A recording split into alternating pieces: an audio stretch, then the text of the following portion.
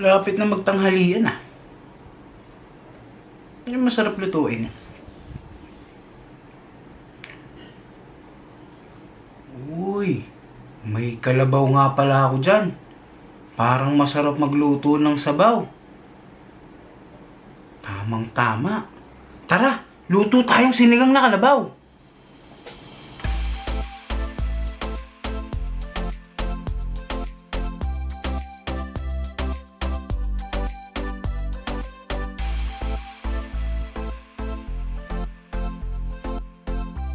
What's up mga kachabi? So luto po tayo ng sinigang na kalabaw. So ito yung sinigang na kalabaw, isa sa mga paborito kong ulam ko eh. Kasi yung kalabaw, mas masarap siya kaysa sa baka. Mas malinamnam yung kalabaw. Napakasarap yung sinigang. Ayan, tuloy natin kung paano ko siya iluluto.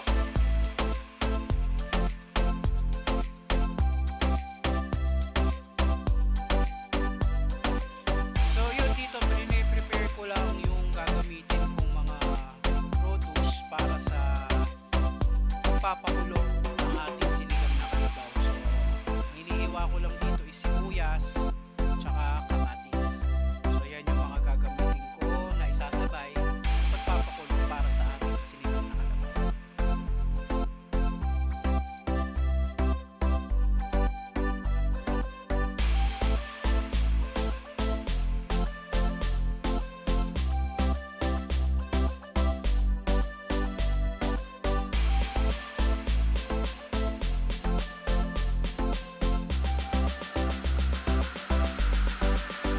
So ayan, yung kalabaw yung karne natin.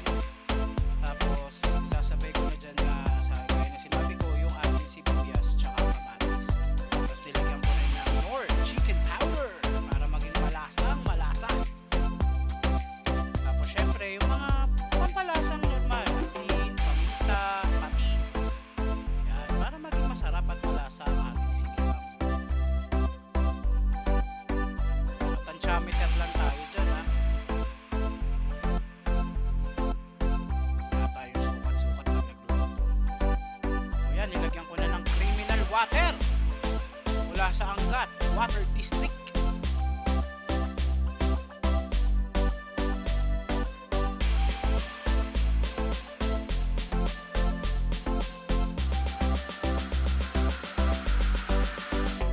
Oo nga pala mga kachabi, ginamitan ko to ng pressure cooker kasi kung normal na pakulo, napakatagal yan. Kasi ang kalabaw is napakatagal palang butin. Kaya ginamitan ko siya ng pressure cooker at lulutuin ko lang to within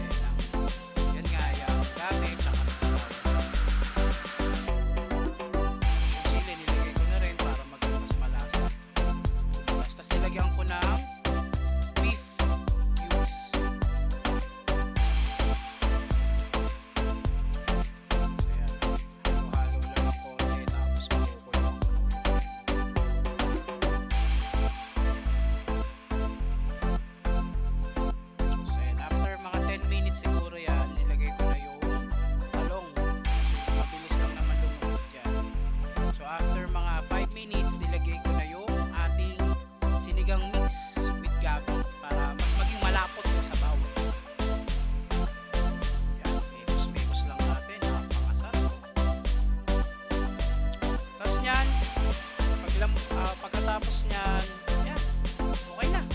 Bigyan na natin ng montage.